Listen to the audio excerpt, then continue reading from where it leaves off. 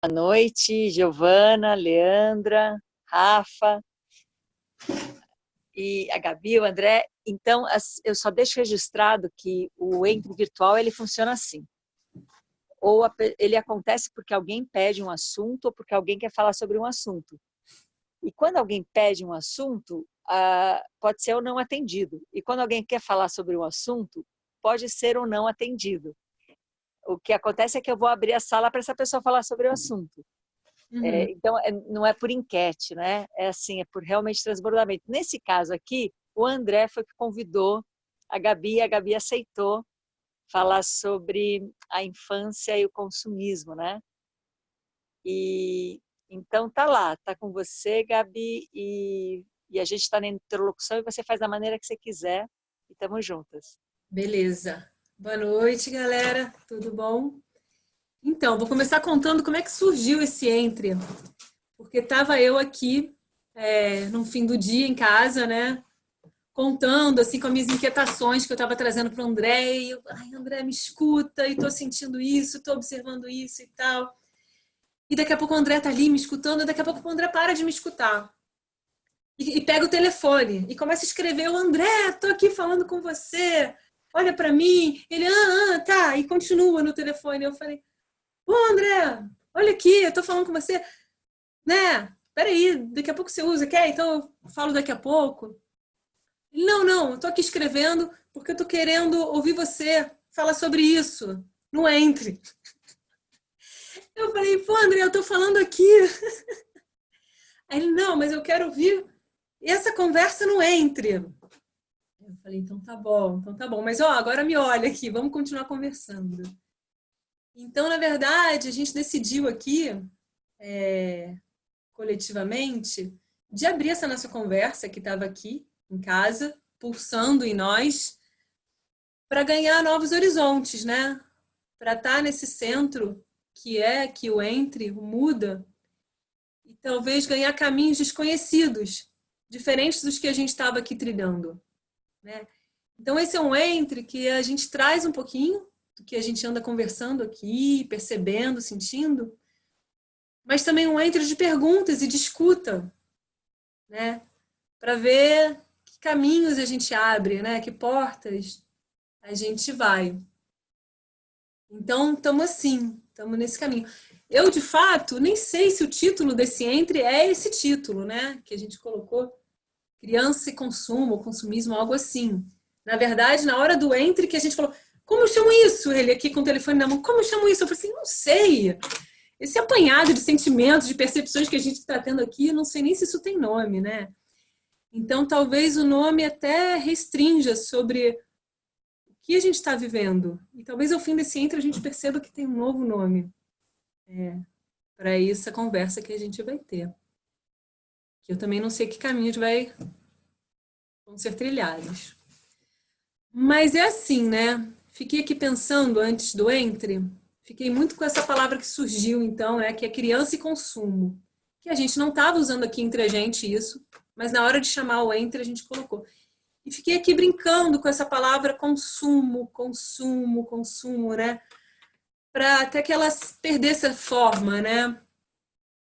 Que era inclusive uma brincadeira que eu fazia bastante pequena, quando eu era criança.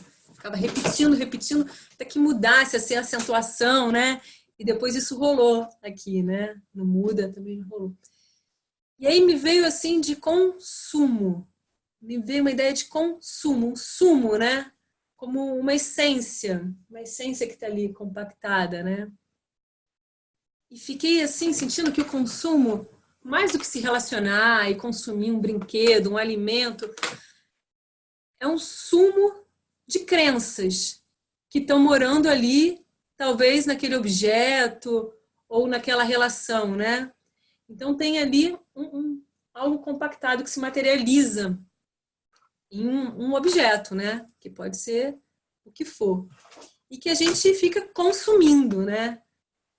Aí eu fiquei brincando depois isso de consumir, né? Consumir, sumir, né? Em algum nível a gente vai sumindo, algo em nós vai sumindo, né? Nesse nível de consumo, né? Algo vai sumindo para que aquele aquele coletivo de crenças possa ir ganhando lugar e espaço. Então, fiquei assim brincando com isso e olhando o que era esse consumo, né? Que é um consumir relações, cheiros, sons, objetos, alimentos, tudo isso, né? E mais atentamente, nesse universo, olhando para as crianças. Primeiro porque a gente tem em casa uma, que está aqui, muito embolada com a gente, que é a Liora, né? E porque também eu sempre estou muito em volta de crianças, né? Eu trabalho com educação, com crianças. Então, é realmente um lugar onde eu estou em observação, um lugar onde eu uso essa relação para me trabalhar. Então, eu estou bem em contato diário com as crianças. E aí me chama a atenção um movimento que eu tenho observado. Em mim, claro, mas nas crianças. E que está muito claro que está, de alguma maneira, sendo orientado e moldado por essas crenças. Eu vou dar um exemplo, né? Que a gente falou esses dias, por exemplo. A Liora, ela está com 3 anos e meio agora, mas quando ela estava com uns 2, ela não fazia ideia do que era morte, do que era morrer. Assim como não fazia ideia, conceitualmente, de várias coisas. E aí um dia a gente saindo de casa, a gente viu um passarinho morto no canteiro. E a gente parou e ficou observando, em silêncio, né? E eu deixei ela estava inaugurando uma relação, sabe? Eu não falei nada sobre aquilo. Ah, esse é um passarinho, ele morreu, olha, não disse nada. Deixei ela inaugurar do jeito dela, imagina, ela tinha um infinito de possibilidades para construir sobre o que ela estava ali vivendo, né? E aí ela ficou elaborando, olhando, e aí ela falou, ele tá parado, ele não tá se mexendo. E aí ficou interessada nele, né? E não tinha, claro, não tinha tristeza, não tinha alegria, não tinha nada. Era uma relação só, né? Acontecendo. E aí aquele passarinho a gente deixou ali. E como era na porta da nossa casa, todo dia ela passava lá e olhava para ele. Você não botou, fez um enterro? Não, esse não, esse não. Esse ficou sem enterrar. Eu deixei ele assim como estava. Ele já estava numa terrinha, deixei como a gente encontrou. E aí todo dia ela passava lá e ela olhava e ele não se mexeu. Ele continuou parado, acho que ela falou que ele estava dormindo em algum momento. Ela até mexeu, pegou uns gravetos, acho que deu umas mexidas nele, assim. E eu fiquei naquilo ali num silêncio. E, na verdade, aprendendo muito com ela. Um novo olhar da morte, né? Um novo olhar sobre o que nem eu sei o nome do que era. Que quem disse que aquilo era morte também, né? E aí ela ficou, até que ele foi se decompondo, e ela não conseguiu mais enxergar ali um passarinho. Eu via que tinha ali umas coisas lá, mas ela não enxergava mais, porque estava misturado com as folhas. E ela falou, e ele sumiu. Aqui não existia mais passarinho para ela. Ok, e aí ficou para ela essa relação, e ela começou depois a observar coisas, um besouro que ela via, que estava ali parado também, ela olhava, ficava observando, aos poucos ela foi relacionando que podia ser uma coisa parecida com o que estava acontecendo, que ela via, uma formiga, um besouro, sei lá. Bem, e aí, já mais recente, agora com 3 anos, teve um passarinho que bateu num vidro nosso, e aí a gente viu, a gente pegou ele ainda quentinho. Ela não viu ele batendo, mas a gente chegou em seguida. E a gente fez um enterro, a gente enterrou, tal. Cantamos uma música, a gente de alguma forma entrou um pouco mais, né?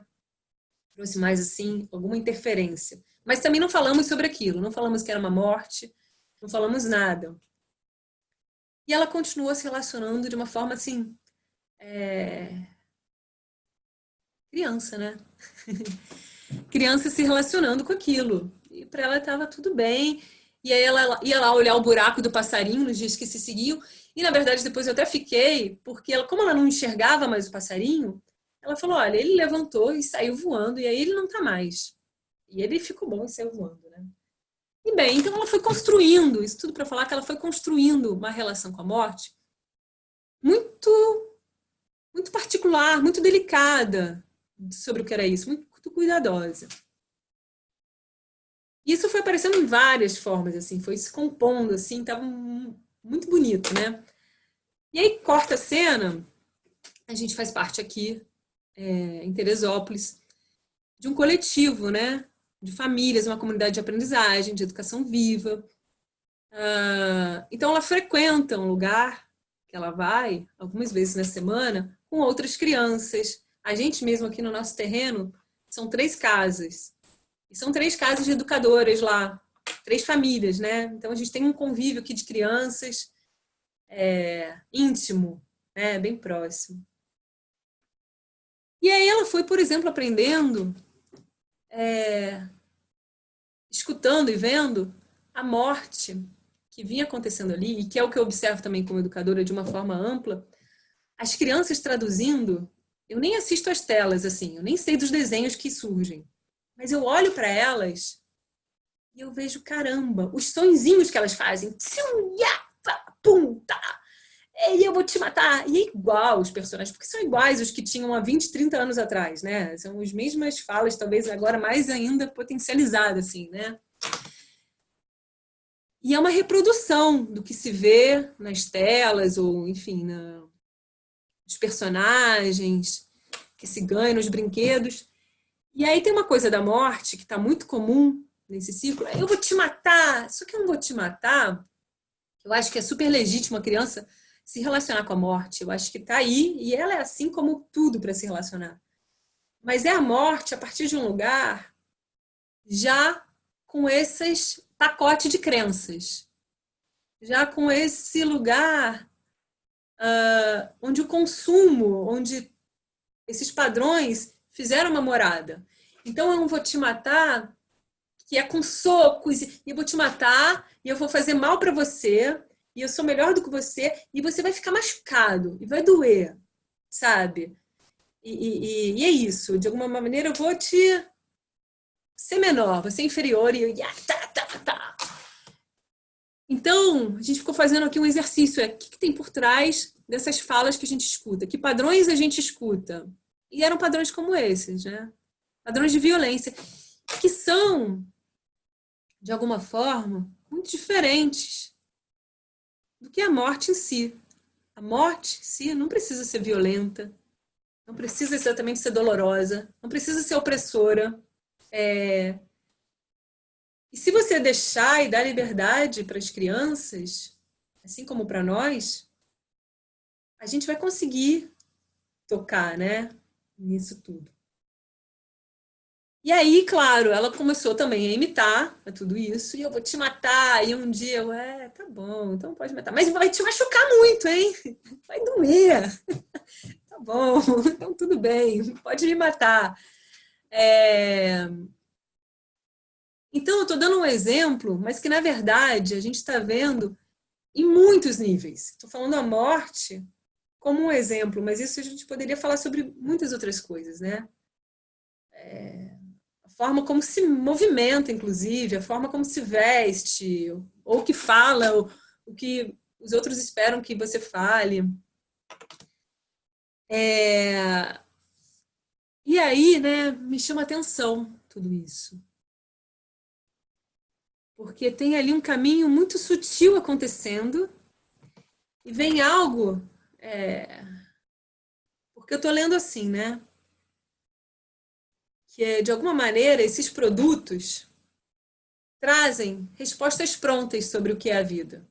Trazem uma resposta pronta sobre o que é a morte. Traz uma resposta pronta sobre o que é ser bonita, o que é ser bonito. Traz uma resposta pronta sobre o que é ser mulher ou ser homem. Traz respostas prontas. Enquanto, na potência, a gente está em construção. A gente está em criação, né? Então, esses produtos, eles trazem, de alguma maneira, alguns pontos finais, se a gente não está atento, né? E aí eu fico observando as crianças trazendo isso tão cedo. E como isso é apresentado em fases que, para mim, elas estão muito pouco preparadas para receber alguns conteúdos. Porque é isso, está tudo certo, a gente está nesse planeta, culturalmente a gente vai se relacionar com isso, mas quando a gente vai se relacionar com isso? Em que medida a gente vai se relacionar com tudo isso, né? É muito diferente uma criança maior, de repente, receber algumas coisas que ela já consegue construir, né? Um adolescente consegue construir. Então, percebo que tem algo assim muito precipitado acontecendo, vindo para as crianças em fases que elas não estão preparadas, e é como um alimento que elas não dão conta de digerir ainda. Só que como a gente não enxerga, fica na invisibilidade. A gente não enxerga que elas não estão digerindo.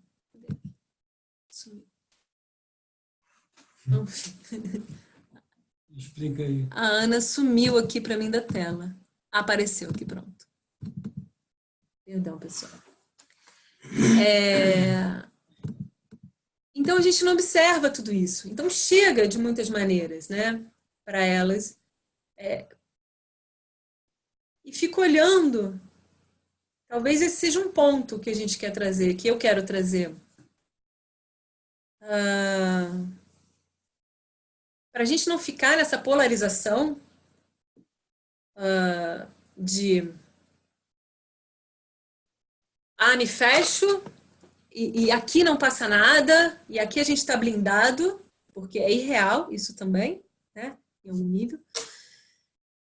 Mas tem um outro pensar, que tudo bem, a gente está nessa cultura, parte vai vir para as crianças mesmo, parte a gente vai cuidar em casa, e elas aos poucos vão percebendo que tem uma diferença em casa, mundo e tudo mais.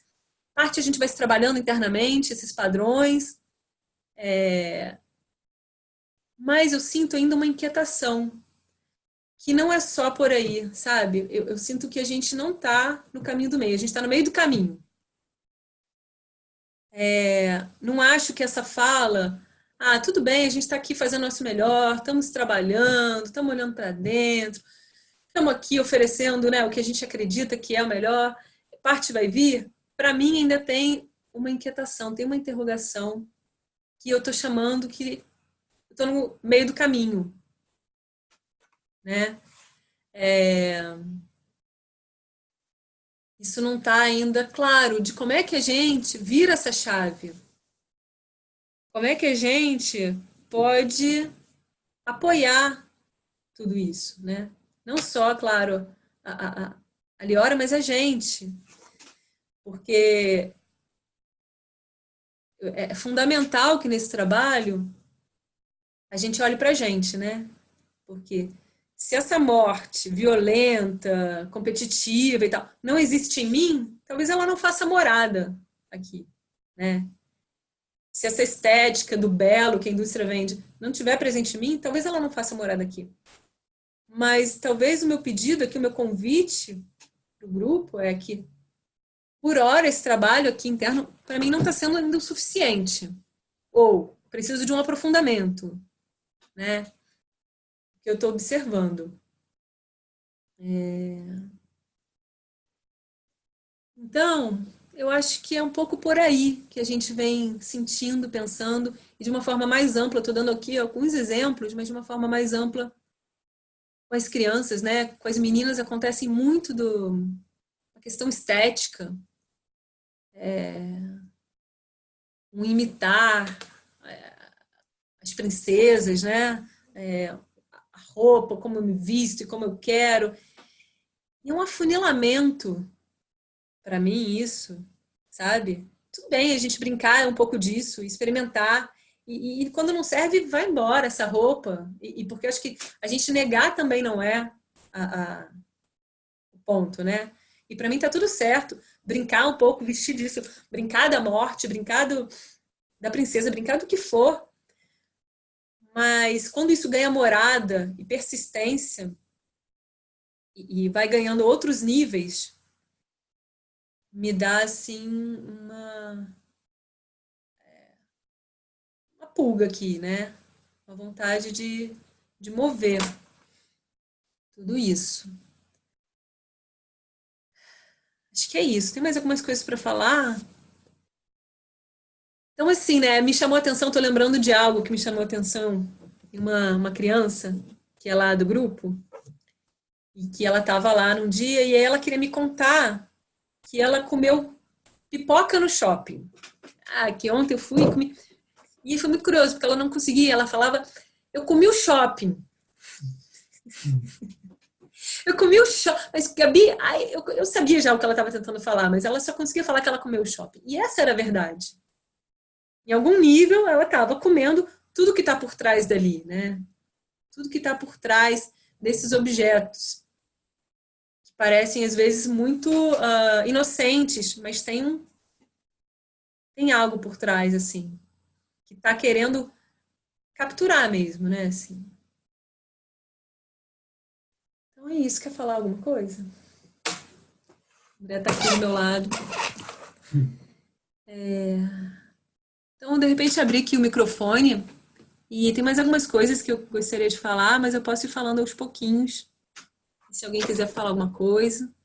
Gabi, eu acho sensacional a maneira que você está trazendo, o que você está trazendo, a experiência da morte com a Liora é impagável, né? Acho incrível, me encanta esse olhar e essa experiência. E também me encanta a gente estar num grupo onde o nosso interesse, a nossa busca não são por respostas, porque se tem uma resposta, de novo vai ter um ponto final, né? Uhum. Então você traz um pensamento, uma inquietação, você traz algo para que seja sentido e percebido por todos, para que seja um ponto de partida para cada um, e não uma questão que tem uma resposta. Se tiver, ela vai diminuir muito a pergunta, né? Então, eu vou compartilhar aqui o que você me inspira, longe de ser uma resposta, mas para ampliar esse campo de perguntas, né? Eu convivo razoavelmente, assim, um número de uma quantidade razoável de crianças que não vão à escola e que já são mais velhas. E me chama muito a atenção o quanto essas crianças são muito informadas. O vocabulário, as frases, os assuntos, são mini adultos falando. E parece que isso dá um alívio nos pais. Eu lembro que quando saiu aquele filme Capitão Fantástico, que eu apelidei de Capitão Fanático, e que, óbvio, que muitas pessoas que não têm ideia de como a gente vive, óbvio que esses amigos mandaram esse filme e falaram, lembrei de vocês. E quando a gente assistia, a gente ria, porque a gente falou, aonde lembraram da gente? Não tem absolutamente nenhuma cena que me lembraria de mim mesma. E o que eu vejo ali, né, é uma disputa constante para que aquelas crianças que não vão à escola tenham uma legitimidade numa sociedade sustentada pela ideia de que é uma pessoa culta. Mas isso, quando a gente realmente abre mão disso, quando a gente tem filhos fora da escola ou fora do sistema educacional convencional, e a gente abre mão desse consumo de informações, de conhecimentos, você vê uma criança se tornando um adolescente se tornando um adulto, bem deficiente em algumas coisas básicas de uma sociedade consumista. Então, por exemplo, capaz que essa criança, esse adolescente não saiba fazer contas básicas de matemática, mas saiba pensar as contas básicas de matemática, sabe viver com essas contas claras, mas não tem ideia do que é isso. Então, outro dia eu estava conversando com a minha filha, ela faz balé, e a gente ia falar sobre ângulos, porque uma amiga que vai à escola estava falando sobre ângulos. E ela falou assim, eu sei o que é 90 graus. E eu sei o que é 180 graus, porque no balé tem o espacate 180 graus e tem o Batman, que é 90 graus. Então, é uma experiência pessoal, por isso que sabe. Mas não tem ideia para que isso serve dentro de um papel e dentro de um ensino. Por que alguém vai aprender um ângulo, né? Agora, ela sabe essa experiência, mas ela não tem ideia para que isso serve. Agora, ela sabe para que serve o espacate. Para ter uma sensação, uma experiência corporal. Não serve para se exibir, não serve para ganhar dinheiro, serve para ter uma experiência corporal. Uma sensação física e emocional ao abrir um espacate, que é 180 graus. Então, a minha pergunta quem não estou nem dizendo os que não estão negando o consumo, os que estão indo em outros caminhos, mas a base, minha pergunta é essa base assim, de que comparativa, competitiva, e que você gostaria que seu filho estivesse, sua filha estivesse socialmente invisível, que não chamasse atenção por alguma deficiência, né? Aonde está isso ainda dentro da gente? Por que mesmo as crianças que não estão recebendo essa interferência, porque não assistem TV, porque, enfim, estão tendo realmente outro modo de vida, eu fico impressionada e mais impressionada, porque assim, eu acho quase um abuso mesmo essas crianças pensarem igual adulto. Então, elas falam sobre aborto, elas falam sobre feminismo, falam sobre patriarcado, falam sobre Bolsonaro, falam sobre assuntos que não passam no corpo dessa criança, que elas não têm uma experiência, que não é íntegra, que não é inteira no corpo dessas crianças, né? Não é uma aposta fácil, essa aposta que eu faço de que a experiência ela é corporal e ela primeiro comunica, e ela não é entendível a princípio. Então, por exemplo, eu posso falar coisas que não são compreensivas porque não tem referência interna para ouvir isso. Mas ela pode comunicar, porque está falando desde um lugar de uma experiência, desde um lugar de um coração, desde um lugar que comunica para mim, né? E aí nós escolarizados, uma sociedade escolarizada, não consegue lidar com essa comunicação. Ela quer logo entender. Então, no caso que você deu o exemplo da morte, né? Tá, o que será que ela está entendendo ali, que o passarinho não está mais ali? Será que eu conto? E se o vovô, a vovó morrerem, como é que a gente vai lidar com isso? Como é que eu vou contar? Quer dizer, a gente não está satisfeito com a experiência, porque a gente vem de um processo onde a gente não viveu a experiência para aprender nada. Tudo que a gente aprendeu por experiência foi invisível. Foram brincadeiras. Brincadeira quer dizer nada. Quer dizer, ainda não está fazendo alguma coisa útil. Então, é invisível a brincadeira. Agora, fazer aquilo virar entendimento, fazer aquilo virar um conceito, parece importantíssimo na nossa sociedade, né? E na nossa cultura. Então, eu acho que essa é a questão. A gente, como é que a gente se sente quando as nossas experiências são experiências corporais, são experiências pessoais, são experiências integradas, né, na nossa existência, e não uma experiência falseada por um lugar que te colocam na sociedade, né? Onde você fala, bom, eu me reconheço nessa sociedade porque eu sei fazer contas básicas. Mas se essas contas básicas não passam por uma experiência pessoal, eu não tenho por que saber de uma maneira legítima, né? Então, é muito bom quando você tem um recurso que vem para potencializar aquilo que já está movendo em você. É muito bom.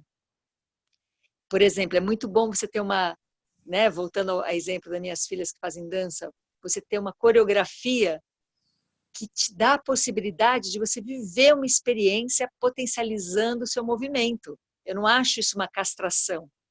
a coreografia, porque eu acho que ela te dá, é que nem um texto de teatro, ele não castra a sua criatividade, ele te dá um campo, uma contenção para você desenvolver algo.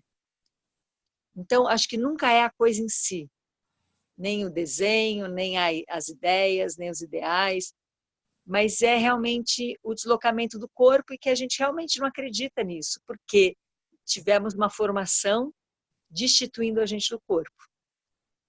Então, acho que enquanto a gente não entrar a experiência corporal, a experiência realmente de alguém que sente nas suas emoções, né, nos seus sentidos, nas suas percepções, na sua sexualidade, na sua experiência pessoal,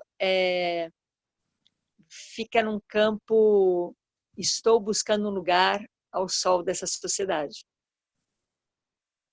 É isso que me inspirou a sua fala, que não é de jeito nenhum uma resposta, mas é para a gente ir expandindo, né?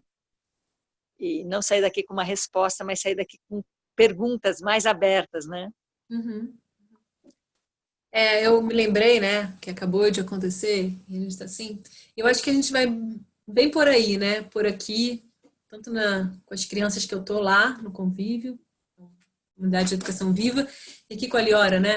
Então, a história das cores, né? E a gente nunca ensinou as cores para ela. Nunca, enfim, não fazia o menor sentido para mim falar, aqui é o amarelo, aqui é o azul e tal. Enquanto que outras famílias que a gente está em convívio, e super queridas, pessoas que estão super aí também sensíveis, se trabalhando, né? A gente tem um privilégio, assim, mesmo de estar com pessoas muito queridas. Tava lá, né? Tinha um aprendizado da cor, sei lá, dos números, de muitos conceitos, e a gente não tava por aí. Então, você observava que, junto com essas crianças, as crianças já estavam lá, não sei, com 1 ano e meio, 2 anos, não sei, sabendo todas as cores, e falando, e bonitinho, e todo mundo achando bonitinho, né? E a Eliora não fazia ideia sobre aquele papo, o que estava rolando ali, né, aquele negócio. E às vezes aparecia um tio da vida, um avô, e ficava perguntando, e ela olhava para aquilo, às vezes falava umas coisas bem nada a ver, assim, sabe? Ou ela entendia que era uma pergunta sobre cor, que as pessoas queriam que ela respondesse alguma coisa. Daí ela falava qualquer uma, porque é isso que você quer que eu responda, né? Alguma coisa desse tipo, eu acho. E a gente continuava assim, não deixando. Deixa eu falar. E aí, Eu lembro uma vez que uma criança perguntou para ela assim, Liora, qual que é a cor do seu carro? Aí ela ficou pensando assim, amarelo, com uma certeza. Só que a gente nem tem carro. a gente nunca teve carro. Então, enfim, ela dá um jeito de participar socialmente, né, das coisas, né? Aí, bem, e aí começou, né, de uma maneira que ela foi entendendo e foi chamando as coisas de cor de bisco. Aquele bisco fechado, sabe, que é vermelho, e que a gente come, né, e que ela adora caminhando e comendo e tal. E daí ela começou, olha, mãe, é cor de bisco. Carro cor de bisco. Mochila, cor de bisco, cor de bisco.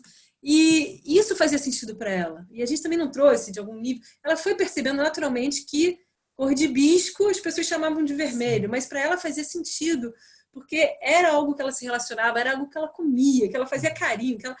E aí, de repente, opa, isso aqui, que eu nem sei se é cor, é da mesma frequência que aquilo ali que eu tô vendo. Tem algo que tá junto, né?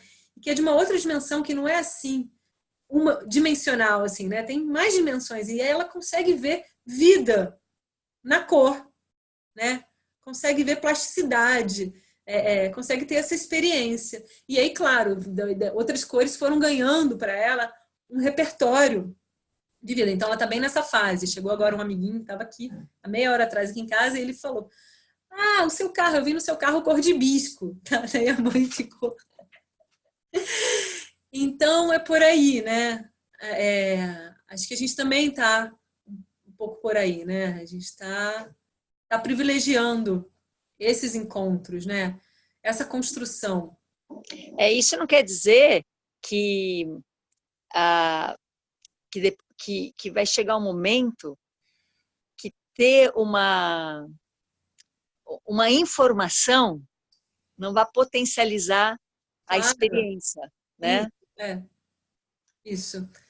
Mas o me chama atenção, e aí tem a ver muito com esses trabalhos internos, que, por exemplo, a gente está oferecendo tudo isso a todas essas crianças, né? Estamos aqui, mas a impressão que eu tenho é como se a gente tivesse uma mesa de frutas, eles estão ali se comendo, né? Um jabuticaba, uma pitanga, estão comendo, se deliciando, e de repente chega um pote de açúcar, ou de chocolate, ou de marshmallow, e de repente se abandona, pelo menos provisoriamente.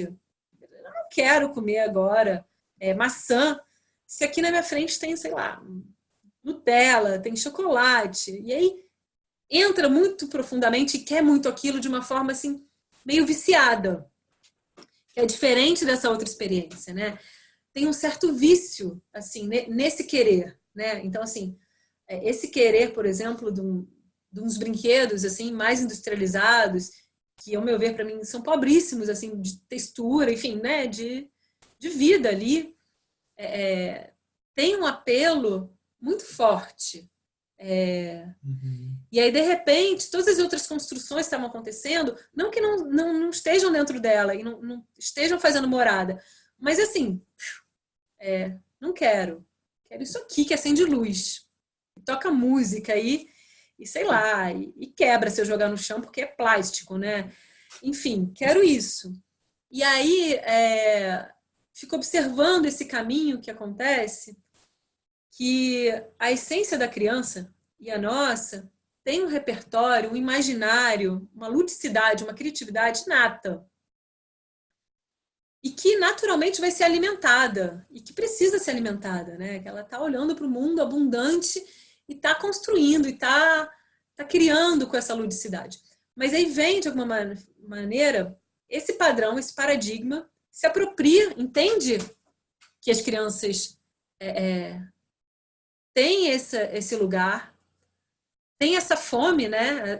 Essa sede, e se apropriam e distorcem e criam uma fantasia que se chamaria, né, esse mundo da infância, assim, né, essa fantasia que a indústria traz. Toda sereia também. Enfim, que tem a sereia, tem tudo isso, né, tem todo muito grande, né. Então ela se apropria, só que ela distorce. Então tem um lugar na criança que tem fome dessa ludicidade, de tudo isso. E aí, de repente, vem alguém se apropria e transforma isso num filme, num brinquedo luminoso, que tem um monte de crenças junto com ele, né? É um pacote que vem junto. Então me chama a atenção de como tem uma força. Né? Acho que o André me contou uma vez, ou você falou aqui, que mesmo aí em Piracaia, que vocês estão aí de alguma forma, né? Enfim, distante de muitas coisas, né? Aí muda. Como chega música assim enlatada, né? Música ruim de repente chega pelas crianças ou chega.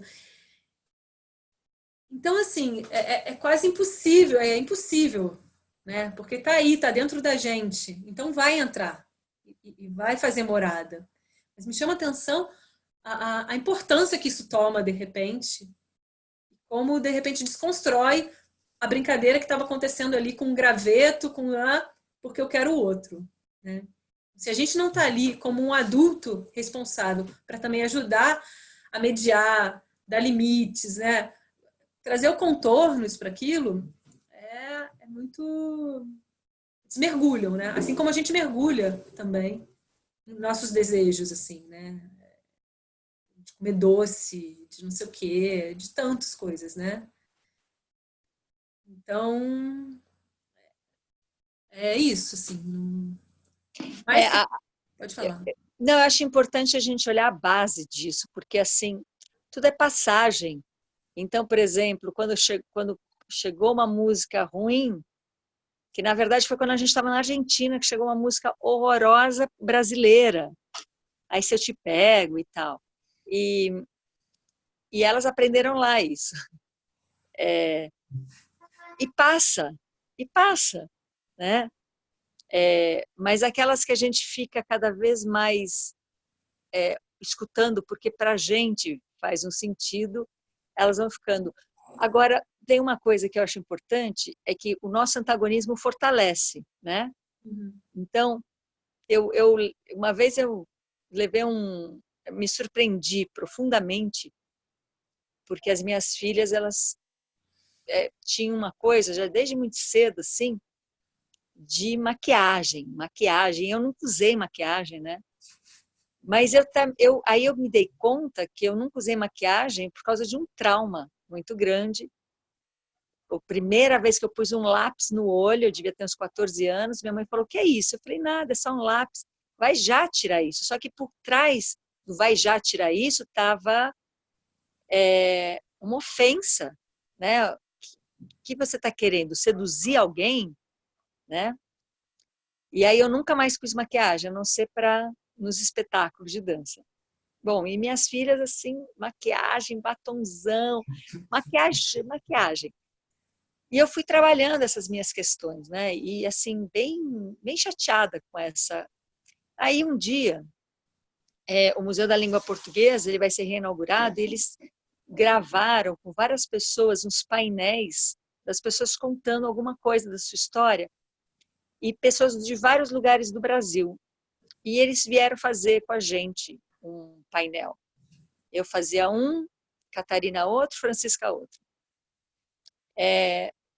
Aí a diretora perguntava coisas, ela tem 11 anos, né? E ela ia respondendo, ela tinha 10 anos na época. Então, quando a diretora perguntou para ela sobre as experimentações dela artísticas, porque ela estava falando sobre isso, e ela falou sobre a palhaça que ela criou, e ela falou, como é que surgiu essa palhaça? E ela falou assim, eu brincava sempre com maquiagem, muito, então eu me maquiava muito, eu olhava no espelho e eu me tornava outra pessoa. Aí eu tirava aquela maquiagem e punha outra pessoa. Aí eu saía com uma maquiagem de adulto, eu saía com uma maquiagem disso, daquilo, e eu ia brincando desses personagens. Até que um dia, sem querer, eu raspei assim, a maquiagem no nariz e eu lembrei de um palhaço. Aí eu fiz o narizinho de palhaço. E eu olhei e eu vi a minha palhaça. E aí eu comecei a desenvolver a maquiagem da minha palhaça. Aí essa diretora falou, você poderia fazer agora a sua palhaça para a gente? Eu falei, posso. Aí ela pegou um kit de maquiagem, fez uma coisa bem sutil, mas bem bonitinha assim, pôs uma capa, uma coisa qualquer para mudar, e aí ela começou a ser entrevistada como palhaça. E realmente, assim, eu já vi a palhaça dela em ação, é uma coisa assim absolutamente extraordinária para mim, mas vendo ali, era outra pessoa, era um personagem. Tem nome, tem sobrenome, canta Nemequitepai lindamente em francês, com uma interpretação linda. E aí eu falei, caramba, se eu tivesse proibido aquela menina de experimentar maquiagem, se eu tivesse, não deu tempo de eu proibir, porque eu ainda não tinha resolvido a minha questão, né? Se eu tivesse proibido, ela não teria tido talvez essa experiência, ou teria tido de outra maneira, eu não sei. Mas eu fiquei impressionada o quanto essa experiência foi positiva, mas para mim ela era muito negativa, porque na minha história era negativa, porque eu tenho o consumo de maquiagem que interfere no dela, que é simplesmente brincar de ser 1000 personagens, de parecer outra coisa. Assim, num toque de mágica, passa um batom e você tem outra experiência de existência. Fenomenal, né? Fenomenal. Assim, eu não sei, eu não paro de me surpreender com essas experiências que me tiram todas as certezas, né? Para mim essa é a questão, né? Então, não sei, eu acho que são perguntas muito importantes serem perguntadas, serem abertas, serem faladas e compartilhadas, mas a gente não vai encontrar uma resposta porque a gente não sabe que experiência aquela criança está tendo, né? Por isso que eu confio bastante nesse processo de trabalho interior, porque a única coisa que realmente eu posso fazer e que eu tenho acesso é integrando as minhas polaridades, é entrando num campo vazio. E quando a gente fala assim, não é suficiente ficar no vazio, é porque realmente o vazio ele não é o fim. O vazio ele é um campo de possibilidades que começa a pulsar e essa pulsação te leva para uma ação. Então, não é o vazio não é o lugar de estar, o vazio é o lugar de passar. E ele vai numa ação, e essa ação ela não vai ser baseada no consumo, ela vai ser baseada num campo de criação. E se a gente faz isso, a gente vai criando, eu acredito, uma reverberação, uma vibração no ambiente, que as crianças que estão com isso tão mais ativo têm uma contenção para experimentação, né? Mas eu não tenho essa resposta mesmo, assim, na minha experiência pessoal, não para você, para mim mesma, né? Dessas experimentações em relação ao alimento, em relação a assistir coisas, em relação a se maquiar, em relação a linguajar, eu nem sigo as minhas filhas no Instagram porque eu não quero eu não quero trazer. Só que de vez em quando uma vem e fala assim: mãe, tirei todas as fotos de carão, tirei. E nós nem sabia que tinha foto de carão, né? Mas de repente esgota e fala: eu tirei todas as fotos de carão. E é um processo que aconteceu sem a minha interferência. Mas ela sabe que só de eu não segui-la já é uma coisa que eu estou dizendo, eu não estou te antagonizando, né? Não estou nem te dizendo o que é para fazer, nem para deixar de fazer. Então, fique atenta, você já tem uma idade para isso, né? É um caminho... Eu adoraria ser purista, porque parece que é o melhor, né? Ser bem purista, vamos brincar. Imagina, eu criei o Guto viu açúcar pela primeira vez na vida com 6 anos de idade, nunca nem tinha visto. E passou muito tempo da adolescência completamente viciado em doce, né? E hoje ele já consegue ter consciência disso, tem 26 anos, já tem essa autonomia, mas puxa, eu não sei, sabia? Por isso que eu acredito muito no trabalho interno, porque assim, não tem outra coisa que esteja acontecendo que não seja o que está acontecendo com a gente. Uhum. Não tem outra coisa que a gente tem acesso, né? Está acontecendo um monte de coisa, mas a gente não tem acesso a não ser o que está acontecendo com a gente. Então, eu evito, né, ficar me iludindo que se eu resolver ali no outro, eu vou resolver em mim. E, na verdade, se eu resolver em mim, talvez o outro se apresente de outra maneira e eu possa escutar que a maquiagem foi para um caminho completamente novo, que eu nunca podia imaginar que maquiagem representava descobertas de personagem. Para mim, maquiagem representava piruagem, representava dondoca, representava outras coisas, né? Que bom te ouvir. Que bom. Porque eu não sei, observo que aqui eu acho que a gente não está. É exatamente esse o ponto que eu queria trazer. Eu não quero ir para um lugar imaculado, purista, porque também não dá, não é, né? É limitante, é impossível estar nele. E nem o oposto. Então, isso que eu estava chamando de, e aí? O que eu faço com tudo isso na mesa, assim? Estou no meio do caminho, né? Porque é isso, em algum nível é isso, a gente está aqui. A gente não tem açúcar todo dia em casa, mas é isso, ela faz parte, vai comer com os avós, vai comer não sei aonde. Que outras privações estão acontecendo quando a gente priva, né, esse açúcar de uma forma, em alguns momentos, coletivamente. Então, se ganhou um brinquedo muito doido, do sei lá quem da família, tudo bem, vai ter aqui em casa, né? Vai ter também junto com outras coisas. Então, acho que a gente está nesse lugar de se relacionar com isso. Mas os videozinhos que talvez vídeo a gente não tem. Tela, mas porque tela é alguma coisa muito inteira pra gente, eu não me sinto no meio do caminho. Quando eu falo tela é qualquer coisa, é televisão, é celular, é qualquer coisa. Porque não faz parte pra gente, eu e André, não faz parte da nossa rotina, mesmo antes dela. Então, mesmo antes da gente se conhecer, eu e André, ele já não tinha, não assistia, e eu também não. Então, não faz o menor sentido pra gente, uma coisa que não faz parte, de repente oferecer. Então, pra gente é muito fácil, não é nem uma pergunta, será que a gente agora Eu adoro comer alguma coisa doce, então para mim é uma pergunta, será que está na hora de eu comer junto com ela? Mas a tela não é. E aí eu tinha uma amiga, que é educadora também, que falava, Gabi, de vez em quando, né, você tá precisando terminar aquele trabalho, não sei o quê, bota um videozinho que é legal, tem umas coisas legais também, de vez em quando e tal. E aí ela veio passar uns dias aqui em casa. Aí ela saiu, Gabi, agora eu entendi. Não faz o menor sentido.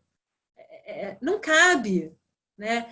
Então, assim, é como se eu falasse, eu preciso fazer uma coisa, eu vou colocar ela para patinar no gelo. Não existe. Então, isso que o André traz, que a gente não é que de alguma forma, não é que não liberamos a tela. Assim, a gente acha que não é bom mesmo para ela ficar na tela.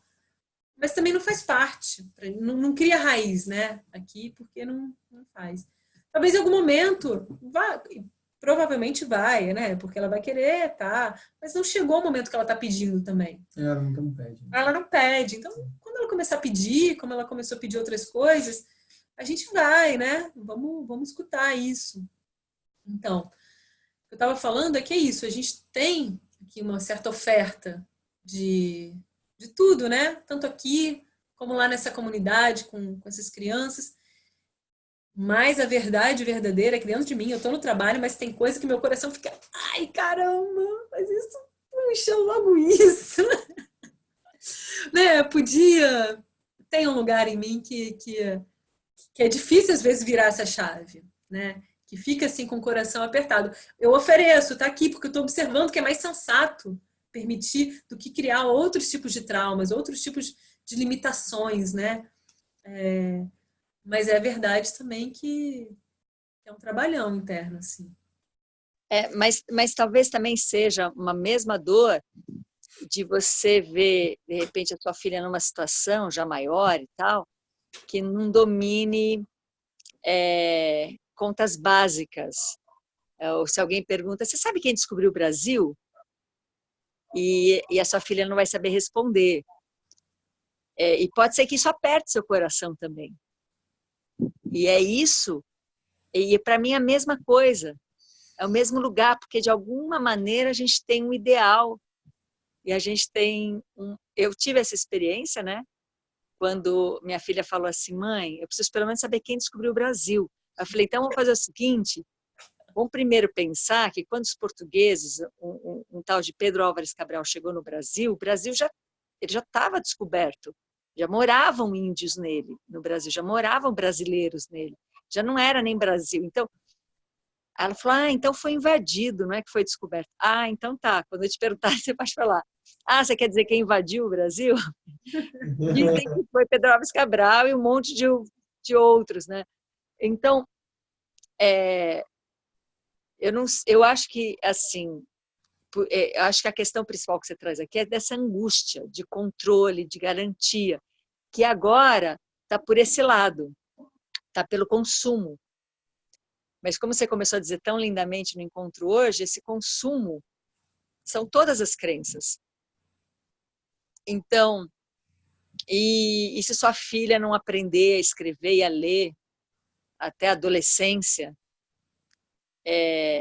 e se ela não aprender a escrever porque e não tiver vontade disso, se ela não tiver interesse por livros ou por coisas que, por outro lado, a gente chamaria de consumo do bem, né?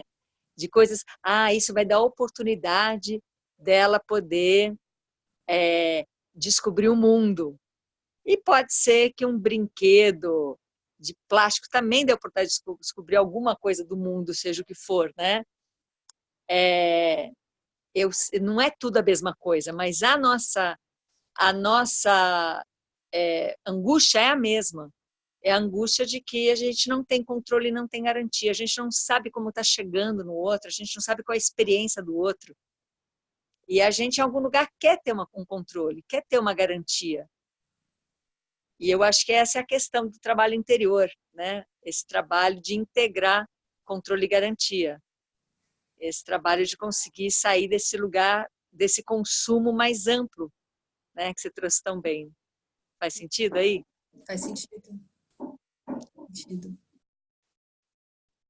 E alguém mais aqui que está lindamente aqui nesse encontro quer trazer, colocar alguma coisa, fica à vontade.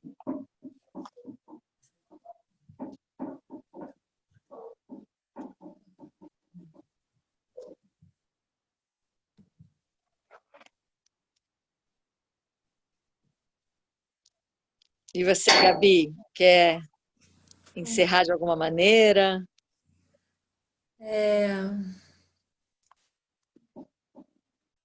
Acho que foi muito precioso, sim, para ajudar aqui, na verdade, no trabalho interno, né?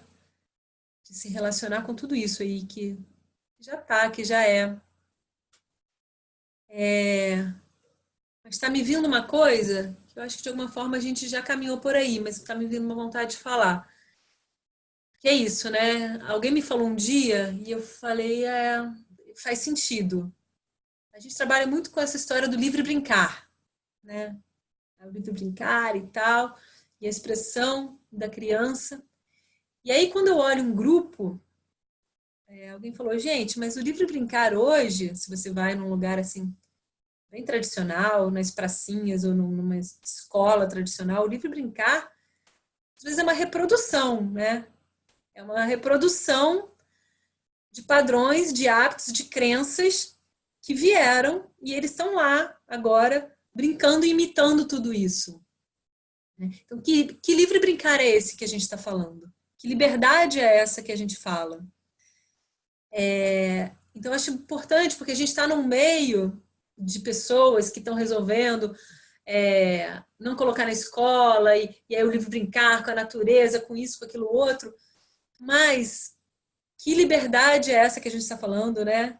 Que livre brincar é esse? Quando tem tantas crenças e reproduções que se manifestam, né?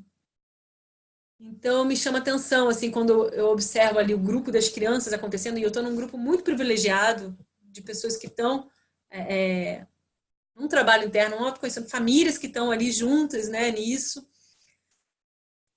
Ainda assim está lá, né, está presente, mas que livre brincar é esse, né? Que liberdade é essa que a gente está falando verdadeiramente? Então, talvez se a gente puder falar de um livre brincar, talvez é uma liberdade que comece por nós, né? Então, quando a gente quer falar de livre brincar, talvez a gente precise começar o nosso próprio livre brincar, que é a nossa própria liberdade, essa desconstrução, para que, quiçá, aconteça ali, se manifeste com as crianças verdadeiramente, né? Porque muitas vezes as crianças estão ali, sem um professor, com quintal e tal, mas estão numa reprodução, né? Com limitações. Então, Perfeito. Olha, para acrescentar isso, eu ainda desconfio quando alguém pega e fala assim, criança tinha que jogar peão, andar de bicicleta, empinar pipa. Eu acho tudo isso, claro, que é maravilhoso, mas quando eu vejo os adultos que se formaram, depois de terem passado a infância fazendo isso, eu, eu não sei se é isso que devia fazer. Porque, então, claro que eu acho maravilhoso, mas eu não sei, porque é isso que você falou, já está moldado, não é isso que vai fazer a coisa. A integridade de cada um passa por outro caminho, né? Não porque joga peão ou porque está assistindo TV, né? Ela passa por outro caminho. Acho que é esse outro caminho que a gente realmente precisa, sim, rigorosamente olhar e entrar nele, né?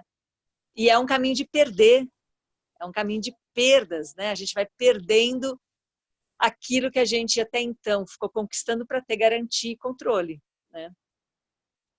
Não, é um processão. um processo. Ah, muito bom, Gabi. Muito bom, Assim, queria te querida. agradecer muito ao André por ter te provocado, a você por ter aceitado e ter trazido uma provocação que não tem resposta, que não tem fim, que a gente vai precisar realmente olhar para isso e destrinchar. E é bom destrinchar isso juntos, né? Mesmo quem está aqui presente, que, né, não abriu o microfone para compartilhar nada, a presença de cada um move, né? A gente não sente sozinho, não sente falando sozinho, mesmo que ninguém abre o microfone, está todo mundo junto. Então, eu queria muito te agradecer, vou encerrar o encontro para a gente respeitar o horário, mas vai ficar gravado. Se a Gabi permitir, ótimo. Já está gravado e vai ser publicado. E a gente vai seguindo, então. Muito grata, Gabi, a todo mundo que estava aqui participando. Nos falamos. Tá bom. Muito grata, viu? Grata, Ana, Valeu. por expandir essa conversa aqui. Vamos seguir. De repente,